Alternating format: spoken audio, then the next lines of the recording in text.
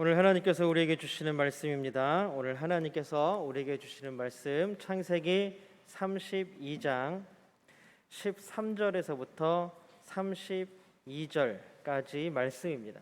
너무 길어서 우리 24절부터 32절까지만 우리 한 절씩 번갈아 가며 교독합니다. 24절부터 32절 마지막 절까지 저희가 한 절씩 번갈아 가며 교독하겠습니다. 제가 먼저 읽겠습니다. 야곱은 홀로 남았더니 어떤 사람이 날이 새도록 야곱과 씨름하다가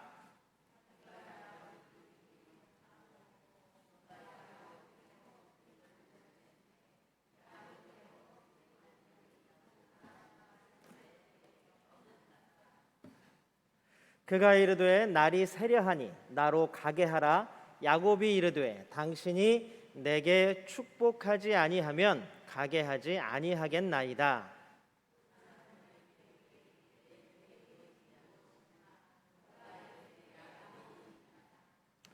그가 이르되 내 이름을 다시는 야곱이라 부를 것이 아니요 이스라엘이라 부를 것이니 이는 내가 하나님과 및 사람들과 겨루어 이겼음이니라.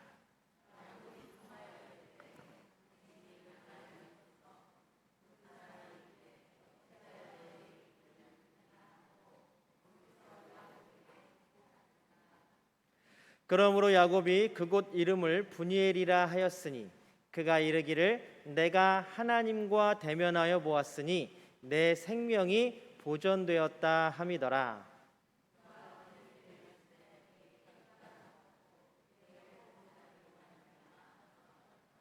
32절 함께 읽겠습니다. 시작. 그 사람이 야곱의 허벅지 관절에 있는 둔부의 힘줄을 쳤으므로 이스라엘 사람들이 지금까지 허벅지 관절에 있는 둔부의 힘줄을 먹지 아니하더라. 아멘. 이 시간 함께 예배드리는 모든 분들 주님의 이름으로 환영합니다. 예배 가운데 베푸시는 은혜가 우리 모두에게 가득하기를 주님의 이름으로 축복합니다. 우리 함께 예배하는 모든 분들과 함께 인사 나눕니다. 우리 사랑합니다. 축복합니다. 우리가 인사 나눌 때 많이 웃었으면 좋겠어요. 말은 사랑합니다, 축복합니다 하는데 눈은 째려보는 것 같아. 그리고 무섭잖아요. 우리가 함께 사랑의 인사, 사랑합니다, 축복합니다 할 때마다 항상 웃음으로 또 마음을 담아서 미소로 함께 나누는 귀한 시간이 되기를 주님의 이름으로 축복합니다. 우리 하나님께 우리의 믿음의 고백 올려드리길 원합니다. 우리 두 손을 하늘 향해 번쩍 들고 우리 믿음의 고백 하나님께 올려드립니다. 하나님 좋습니다. 감사합니다. 사랑합니다. 하나님이 하시면 무엇이든지 다 이루어집니다. 하나님 좋습니다. 감사합니다. 사랑합니다. 하나님이 하시면 무엇이든지 다 이루어집니다. 아멘. 하나님께 영광의 박수 올려드립니다. 여러분들, 우리는 기독교인, 그리스도인이라는 말로 불리는 사람들입니다.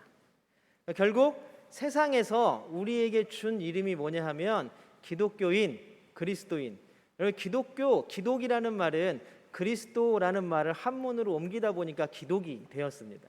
그래서 기독교인, 그리스도인 이거는 똑같은 이야기입니다.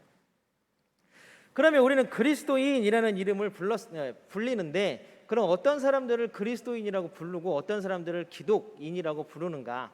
기독교인이라고 부르는가? 제일 흔한, 제일 포괄적이고 광범위한 정의는 뭐냐 하면 예수님을 메시아, 구원자로 고백하는 사람들이 그리스도인입니다. 다시 한번, 그리스도인은 뭐라고요? 예수님을 구원자라고 고백하는 사람들. 근데 구원자는 어떤 구원자냐? 그냥 구원자인가 보다가 아니라 예수님은 나의 구원자이십니다 라고 고백하는 사람들이 바로 그리스도인입니다. 다시 동사로 얘기하면 예수님께서 나를 구원해 주셨습니다 라고 고백하는 사람들, 이렇게 믿음의 고백을 하는 사람들을 구원자라고 합니다. 여러분, 이 구원자, 그리스도인이라는 이름을 얻은 사람들, 또 얻을 수 있는 사람들은 그렇게 흔치 않습니다. 우리나라만 해도 예전에 기독교인이 정말 많을 때에는 한 25%까지 봤지만 지금은 기독교인을 전체 인구의 10%도 잘 보지 않습니다. 아직도 보수적인 교단이나 교회에서는 기독교인 아직도 20%다라고 얘기는 하지만 사실 실제적으로 따지고 보면 교회에서 그래도 주일날 나와서 예배를 드리는 사람들을 치면 전체 인구의 10%도 채 안 된다라고 합니다. 많이 줄었죠. 전 세계적으로도 마찬가지입니다. 그렇다면 그리스도 예수를 그리스도 나의 구원자라고 고백하는 그리스도인들, 그 사람들이 고백하는 하나의 기도가 있습니다. 뭐냐면 바로 주님께서 우리에게 가르쳐 주신 기도, 우리 수예배 끝나고 항상 하나님께 고백하는 기도죠. 그 기도에는 어떤 문구가 나오냐 하면 하늘의 뜻이 이 땅에서도 이루어지게 하소서. 결국 그리스도인이라면 예수님의 이 기도를 본받아서 하늘의 뜻을 이 땅에서 이루며 살아가는 사람들이 기독교인이라는 이야기입니다. 점점 책임감이 무거워지고 있는 거죠. 고백만 하면 되는 줄 알았더니, 믿기만 하면 되는 줄 알았더니 예수님께서 우리에게 사명을 얹어주셨습니다. 그리스도인이라는 이름 위에 무엇입니까? 하늘의 뜻을 이 땅에서 이루며 살아가는 사람들, 바로 그것이 우리들인 줄로 믿습니다.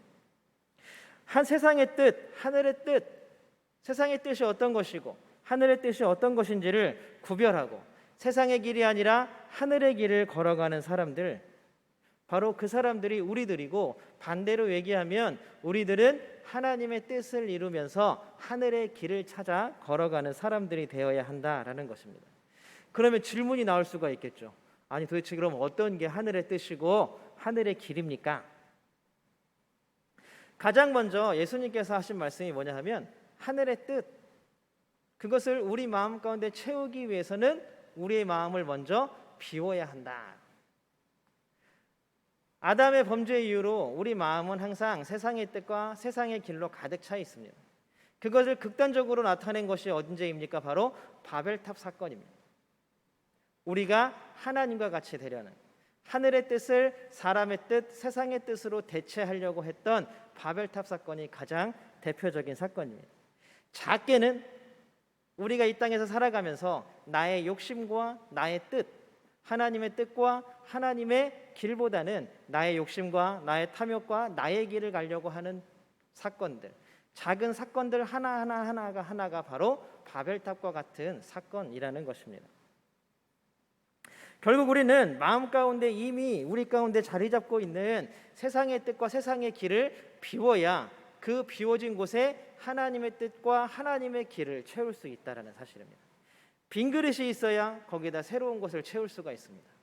무언가 담아져 있다면 그것을 아낌없이 쏟아부어야 그것이 빈 그릇이 되고 다시 새로운 것을 담을 수 있게 되는 것입니다. 원래 있던 것에다가 새 것을 담을 수는 없습니다. 이미 썩어져 있는 것이 가득 들어있는 그릇에다가 새로운 것을 담아 부어봐야 그것은 아무것도 아니고 결국 다 버리게 될 뿐이라는 것입니다. 구체적으로 그러면 어떻게 사는 것이 나의 마음을 비워내고 하늘의 마음을, 하늘의 뜻을 채워가는 삶이 되겠습니까? 오늘 우리에게 주신 야곱의 이야기를 통해서 함께 나누어 보면 좋겠습니다. 우리가 지금까지 야곱의 인생을 쭉 돌아보면서 거의 막판까지 와 닿고 있습니다. 야곱의 삶 한마디로 표현하면 자신의 모든 힘과 능력과 재치와 가지고 있는 모든 재주를 총동원하여서 어떻게 보면 정말 자신의 인생을 최선을 다해서 산 사람입니다. 여러분 인정하시나요? 아무도 인정 안 하죠. 야곱을 한번 쭉 읽어보시죠. 우리가 쭉 봐하잖아요, 수요일마다. 야곱은 정말로 자신의 인생을 자신에게 주어진 모든 것을 총동원하고 총이용해서 자신의 최선을 다해서 있는 힘을 다해서 다시 살았던 사람입니다. 어쩌면 야곱의 삶이 지금 우리의 삶보다 더 영화 같아 보이긴 우리 읽으니까 영화 같아 보이긴 하지만 아마 전체적인 모습 속에서는 그렇게 크게 다르진 않을 것입니다. 어떻게 해요? 나에게 주어진 모든 것들을 총동원해서 최선을 다해서 사는 삶, 정말로 최선의 노력을 다해서 사는 삶, 아마 이 점에 있어서는 우리가 지금 살아가는 인생이나 야곱이 이전에 살았던 인생이나 별로 그렇게 크게 다르지 않다라는 것입니다.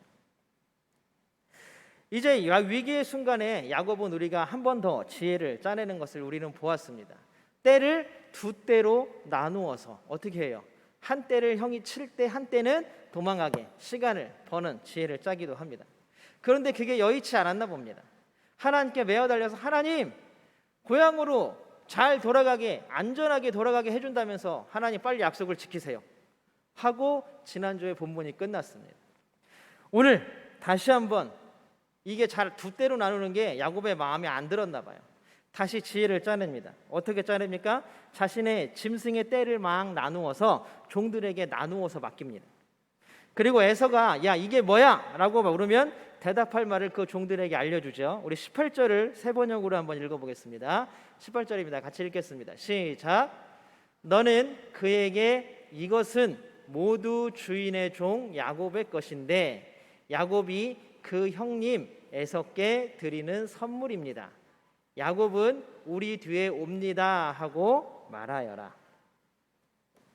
자, 때를 몇 개로 나눴잖아요. 그러니까 에서가 막 오면서 계속 그 때를 만나는 거예요. 머리를 어떻게 쓴 거예요? 선물을 다 그냥 에서에게 다 주는 것이 아니라 계속 오면서 몇 번을 마주치게 하는 거예요.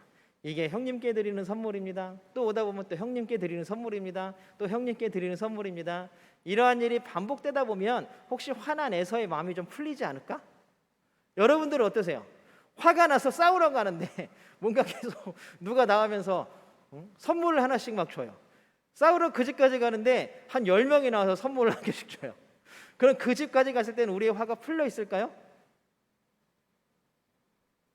어떤 화인지 몰라서 잘 결정을 못 하시겠죠. 모르겠어요. 저는 그 정도면 풀릴 것 같아요. 야곱이 그런 생각을 해낸 거죠. 한 번의 기쁨보다 추격하는 동안 계속 그 기쁨이 나누어 오는 것 말입니다. 제가 얼마 전에 경제학자의 책을 하나 읽었는데 그 책에서 그 교수님이 하는 얘기가 뭐냐면 하나의 큰 행복을 누리는 것보다 만약에 100만 원이 있으면 100만 원을 한 번에 얻는 행복보다 10만 원씩 열흘에 나누어서 받는 행복이 훨씬 더 크다 그래요. 뭐 10배까지는 아니더라도 훨씬 더 크다라고 얘기를 합니다. 그러니까 100만 원을 어차피 100만 원을 받는 거거든요. 근데 그거를 한 번에 받는 것보다 10만 원씩 10번에 나누어 받는 게 크다 그래요. 야곱이 그거 심리를 알았는지 경제학을 알았는지 경제학 심리를 알았는지 잘 모르겠지만 어쨌든 그런 조처를 취합니다. 우리 이제 20절을 한번 세 번역으로 같이 읽어보겠습니다. 무슨 일이 벌어지는지 한번 보겠습니다. 20절입니다. 야곱의 마음입니다. 같이 읽겠습니다. 시작. 야곱이 이렇게 지시한 데는 자기가 미리 여러 차례 보낸 선물들이 그 형 에서의 분노를 서서히 풀어주고 마침내 서로 만날 때에는 형이 자기를 반가이 맞아주리라고 생각하였기 때문이다. 어쨌든 야곱은 형의 분노를 피하기 위해서 최선의 노력들을 하고 있는 거죠. 지난주에 자신의 재산을 에서에게 어떻게 소개했습니까? 나도 이만한 때를 이루었으니 형, 내가 가져갔다고 생각하는 장자권이나 축복권은 나하고 아무 상관없으니 이제 우리 화해합시다. 자기 과시였습니다. 근데 그런 걸로 형 에서의 화가 풀립니까? 안 풀렸죠. 그래서 이제는 어떻게 합니까? 선물 이제 다 주는 거예요. 나에게 이런 거 다 필요 없다. 형 다 가져라. 형 다 가져라. 이걸로 어느 정도 자기의 잘못을 보상하려는 야곱입니다. 이제 어느 정도 형이 얼마나 화가 났는지 야곱도 깨달은 것 같아요. 우리가 지금까지 본 야곱의 모습에서 이런 반응은 너무나 당연한 반응입니다. 왜냐하면 자신의 이익을 위해서는 야곱은 항상 주어진 모든 여건들을 총동원해서 사용했습니다. 아버지와 형, 외삼촌을 속이는 일까지도 서슴지 않는 야곱을 보았습니다. 어머니와 또 연합해서 아버지를 속이는데 형의 옷과 짐승의 털과 어머니의 요리 솜씨까지 동원하지 않습니다.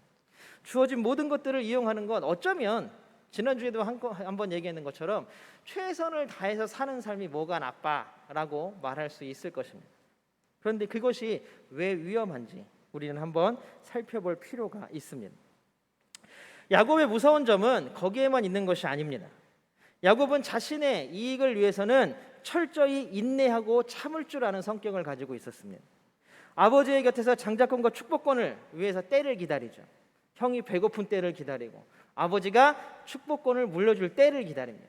자기가 막 나서서 달라 그러지도 않고 자기가 막 나서서 그거 내 거라고 주장하지도 않습니다. 그 때가 오기만을 기다리는 야곱. 외삼촌 집에 가서는 어땠습니까? 라헬을 얻기 위해서 7년 14년을 무료로 봉사하는, 여러분 아무리 사랑하는 사람일지라도 그 사람과 결혼하기 위해서 7년 14년을 무료로 외삼촌의 집에 가서 봉사한다는 게 쉬운 일입니까? 그렇게 쉬운 일은 아닐 것 같습니다. 자신의 소유를 갖기 위해서 20년 동안 외삼촌인 라반의 갑질을 견뎌내었던 야곱입니다. 결국 그 모든 것들을 통하여서 자신이 원하는 모든 것들을 또한 얻어낸 야곱입니다. 여러분 놀랍고 무섭지 않으세요? 자기가 원하는 모든 것들을 야곱은 다 얻었습니다. 장자권 에서에게서 빼앗았습니다. 축복권 아버지를 속여서 자기가 가졌습니다. 라반에게 가서 비록 라반이 속였고 라반이 승리한 것 같아 보였지만 결국 누가 승리했습니까? 야곱이 승리했습니다. 야곱은 결국 자기가 원하는 것들을 다 이루었습니다. 다 얻은 사람입니다. 요즘 같으면 아마 성공한 인생의 모델로 서민 갑부 이런 거, 저번에 TV 보니까 서민 갑부인가 이런 프로그램도 있더라고요. 재밌더라고요. 자수성가한 사람들 막 나오고 성공한 사람들 많은데 야곱하고 비슷한 것 같아요. 제가 한 명 봤는데 비슷한 삶인 것 같아요. 최선을 다해서 막 자기의 가진 인맥이고 모고를 다 동원해서 살아가는 사람입니다. 아마 요즘 같으면 야곱도 그런 TV 프로에 나오지 않을까요? 이 정도 성공했으면. 말 그대로 자신의 모든 능력과 힘을 발휘해서 성공한 사람이 바로 야곱입니다. 그런데 한번 생각해 보십시오. 자신의 힘과 능력만으로 산다는 것은 어떤 느낌일까요? 아마 최선의 노력을 하는 모습이 아름답다고 하실 분들도 있을 것입니다. 그런데 그 마음은 언제 깨질지도 모르는 살 얼음판을 걷는 것과 같은 삶이지 않을까요? 제 어렸을 때부터 친구가 있습니다. 모교의 친구입니다. 이 친구는 어려서부터 집안이 너무, 저희 집도 가난했는데 저희 집보다 더 가난했어요. 그런데 이 친구는 공부를 정말 열심히 해요. 중학교 때부터 대학원 박사학위까지 학교에다 등록금이라는 걸 가져다 준 적이 한 번도 없어요. 근데 이 친구의 삶은 어떠냐면 버스를 타도 단어장을 펴니다. 나중에 대학 다닐 때 같이 다니다 보면 놀러 다니는 거예요. 놀러 다니다 보면 그 친구는 지하철에 딱 앉으면 잡니다. 왜냐하면 밤에 공부하느라고 잘 못 자기 때문에 그런 시간에 잠을 보충하는 거예요. 이 친구가 고백하는 말이 수련회 때가 제일 좋대요. 왜냐하면 수련회 때가 제일 많이 자는 시간이에요. 제일 많이 잘 수 있는. 누가 봐도 이 친구는 또 성공했습니다. 서울 우리가 제일 좋다라는 대학을 나와서 제일 좋다는 대학원에서 학위를 따고 독일계 회사, 이름만 얘기하면 알만한 회사에 들어가서 신문에도 나왔어요. 제일 젊은 사람으로 외국계 기업에서 기술이사로 선임됐습니다. 그리고 지금은 독일 본사에 가서 근무하고 있습니다. 그러면 누구나 여러분 어떠세요? 우리 애가 이랬으면 얼마나 좋을까? 우리 손주가 이랬으면 얼마나 좋을까? 이런 생각 마음에 드세요? 근데 그 친구가 우리 어렸을 때 친구들, 모교의 친구들만 만나면 하는 얘기가 있습니다. 너무 힘들어. 삶이 너무 지친, 삶이 너무 피곤한. 기술이사가 되고 독일의 본사에 갔어요. 그러면 거기서 벗어나지 않으려고 지금도 4시간 잡니다. 4시간. 왜요? 그 자리를 지키려면, 자신의 삶을 유지하려면, 더 높은 자리에 가려면 지금도 4시간을 자요. 4시간. 자신의 삶을 이렇게 표현합니다. 자전거를 타는 것 같다. 자전거는 끊임없이 페달을 밟아줘야 바퀴가 굴러갑니다. 물론 가끔 페달을 굴리지 않아도 자전거가 가속도에 의해서 자동으로 갈 때가 있습니다. 그러나 그것은 잠깐입니다. 다시 페달을 밟아줘야 자전거는 앞으로 나아갑니다. 그 페달을 밟는 수고를 조금이라도 멈추면 어떻게 돼요? 자전거는 쓰러져 버리고 맙니다. 멈춰버리고 마는 것입니다. 그 삶이 과연 그 삶이 정말 행복했다라고 말할 수 있는 삶인가? 모르겠어요. 그 친구가 나 붙었어, 뭐가 됐어, 뭘 이뤘어라고 하는 말은 많이 들어봤지만 행복하다는 말은 한 번도 못 들어봤어요.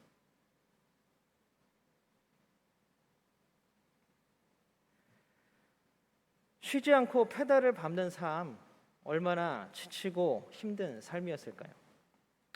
야곱은 자신에게 어렴풋이 나타난 낯선 존재를 그래서 더 굳세게 붙잡았던 것 같습니다.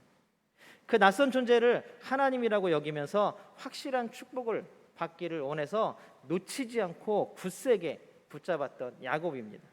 우리 24절부터 26절까지 그냥 한번 쭉 한번 읽어보겠습니다. 같은 내용입니다. 같이 읽겠습니다. 시작.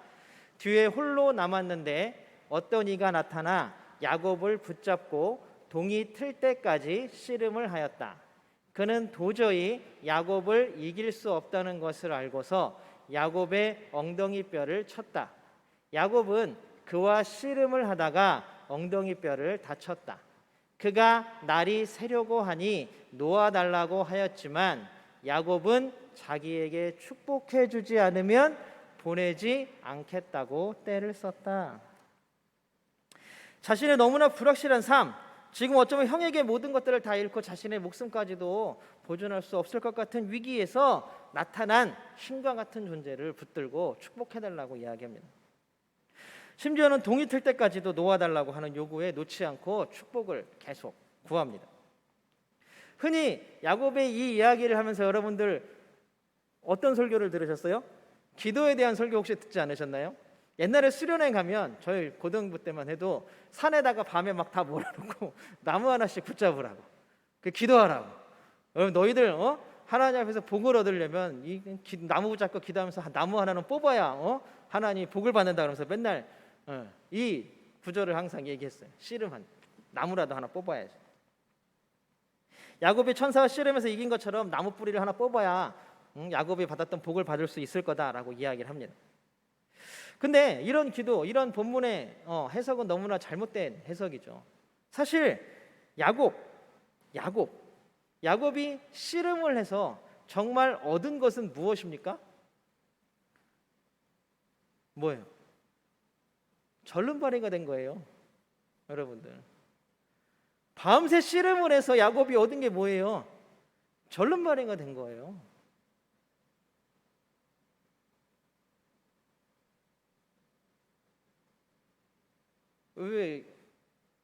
왜? 근데 되게 의아한 것은 야곱이 거기에 순종하는 겁니다. 무슨 일이 벌어졌을까요? 우리 28절을 한번 같이 읽어보겠습니다. 28절입니다. 세 번역으로 한번 같이 읽겠습니다. 시작. 그 사람이 말하였다. 내가 하나님과도 겨루어 이겼고 사람과도 겨루어 이겼으니 이제 내 이름은 야곱이 아니라 이스라엘이다. 여러분, 야곱이 태어났을 때 야곱이라는 이름을 지어준 이유가 무엇입니까? 야곱의 뜻이 뭐예요? 붙잡는 자, 속이는 자잖아요. 그래서 야곱의 인생은 평생 붙잡고 속이는 삶이었습니다. 참 어떻게 이름대로 가는지 잘 모르겠어요. 붙잡고 속이는 자, 그게 야곱의 삶이었습니다. 자신의 최선을 다한 삶이라고 이야기는 하지만 속이고 붙잡는 삶. 그래서 자기가 원하는 모든 것들을 이루었지만 언제 멈춰질지도 모르는 불안감에 살얼음판을 걷는 것 같은, 그렇게 20년을 수고해서 얻은 그 모든 것들이 형이 몰고 오는 400명의 군사에 의해서 단 한 번에 다 깨어져 나갈 위험에 처해 있는, 도대체 20년 동안 야곱이 최선을 다한 삶이 무슨 의미가 있습니까?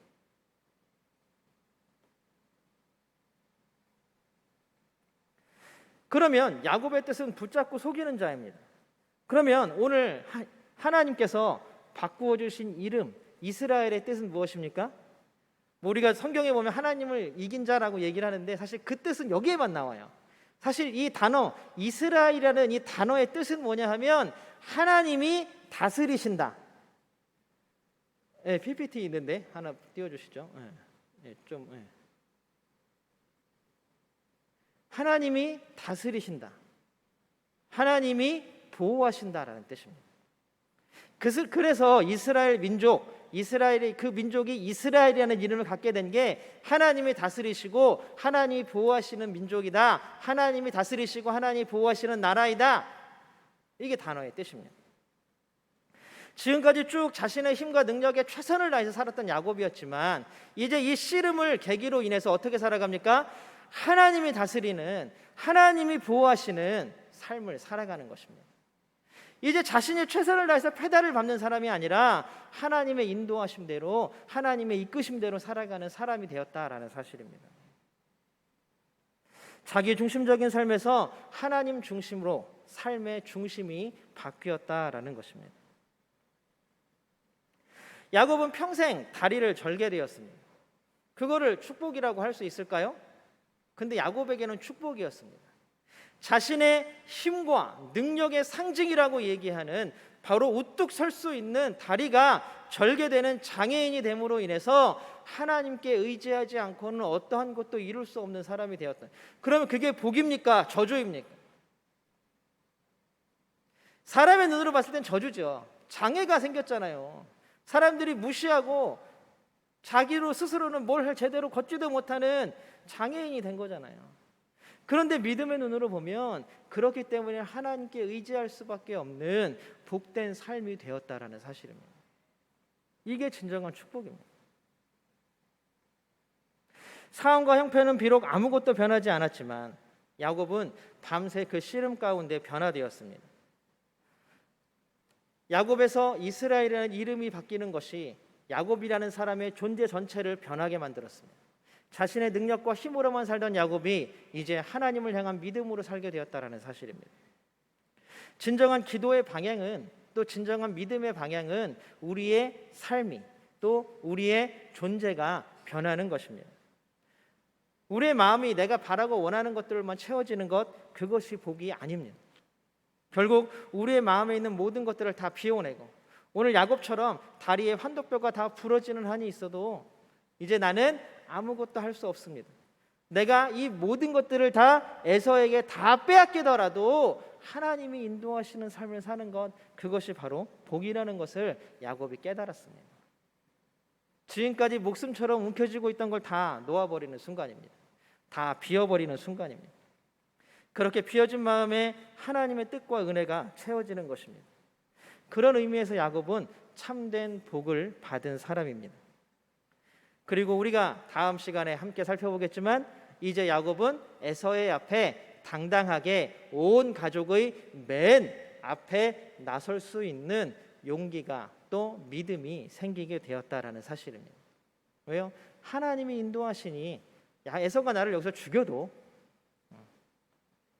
어떤 일이 벌어져도 하나님이 나와 함께 하시니, 이것이 바로 초대교회 순교자들의 마음 아니었겠습니까?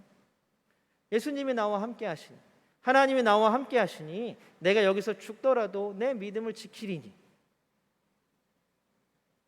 하나님 나라에 올라가서 하나님의 자녀로, 하나님의 백성으로 살아가는 것, 이게 더 큰 복입니다라고 고백하는 초대교회 성도들의 믿음. 여러분들은 어떤 삶을 살기를 원하십니까? 그냥 내가 밟는 페달을 하나님이 대신 밟아주기를 원하십니까? 그런데 여러분, 하나님은 그걸 원하시지 않습니다.